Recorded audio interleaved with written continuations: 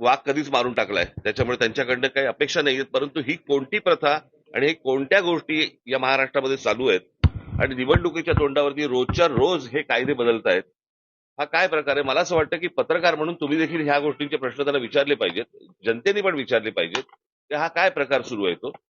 आणि म्हणजे सरकारला जी गोष्ट हवी आहे ती गोष्ट करून देण्यासाठी म्हणून निवडणूक आयोग आहे का? त्यांना ज्या काही सुविधा हव्या आहेत आता सरकारला त्याच्यासाठी म्हणून आता निवडणूक आयोग काम करतंय का?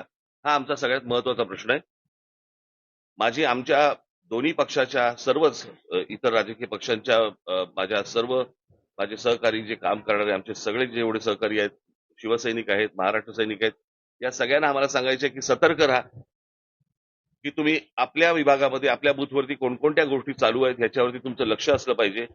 हे आत्ता जे सत्ताधारी पक्ष आहेत ह्यांचे जे उमेदवार जे लोकांकडे जात आहेत त्यांच्यावरती लक्ष ठेवा. हे कुठे काय पैसे वाटतायत, कारण आता अनेक रील्स ही आता बाहेर आलेली आहेत, तुमच्या मार्फतही अनेक गोष्टी बाहेर आलेल्या आहेत की याच्यामध्ये कशा प्रकारे पैसे वाटले जात आहेत. भारतीय जनता पक्षाच्या आणि शिंदेच्या त्या पॅम्पलेटच्या आतमध्ये 5,500 रुपये टाकून ते पैसे वाटले जात आहेत.